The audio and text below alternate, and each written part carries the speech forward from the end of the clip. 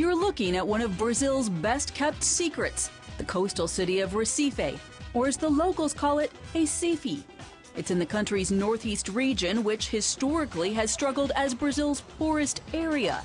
These days, however, the economy is booming. Brazil has become this global economic powerhouse, and then we're talking about a region within Brazil that's growing even faster than the rest of the country.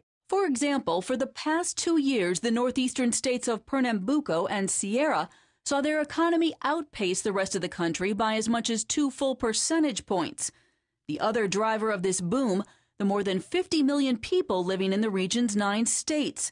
It's the country's fastest growing population center. Many credit former President Lula da Silva, himself a product of the Northeast, for leading the charge to insist the government invest here. Today, the payoff is a Northeast migration, as Brazilians from Rio and Sao Paulo are heading here for jobs. The port of Suape is one of the region's bright spots.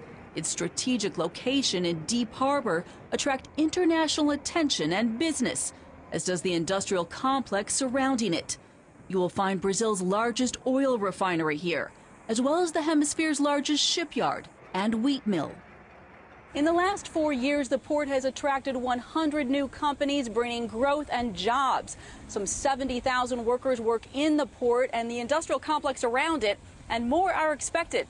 The whole economy is growing around the complex. State government and national governments are working, the municipalities to create the infrastructure.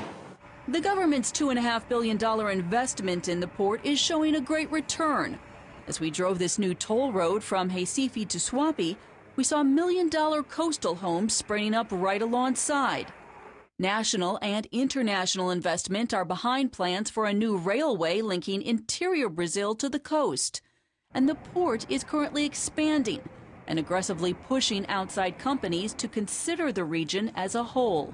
We need to share this development. We need to enhance the life quality of our people. The U.S. consulate in Recife says American business hasn't caught on to Brazil's changing dynamics.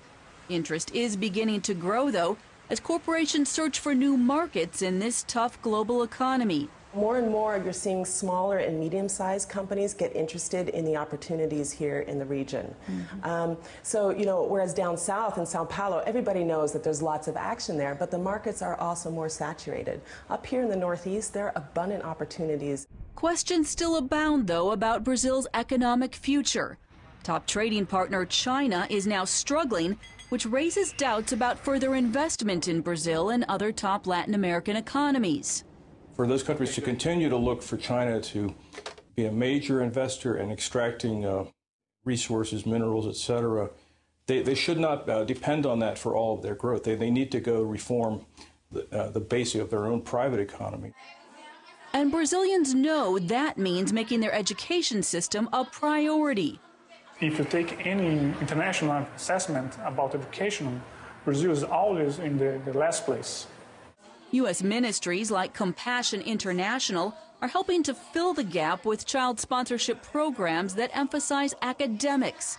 But in the long term, Brazil will need a strong public school system and highly skilled workforce if it hopes to compete with other world powers. The issue of poverty still exists, but many believe it's slowly getting better. For right now, a growing number of Brazilians here in the Northeast are enjoying the region's newfound wealth.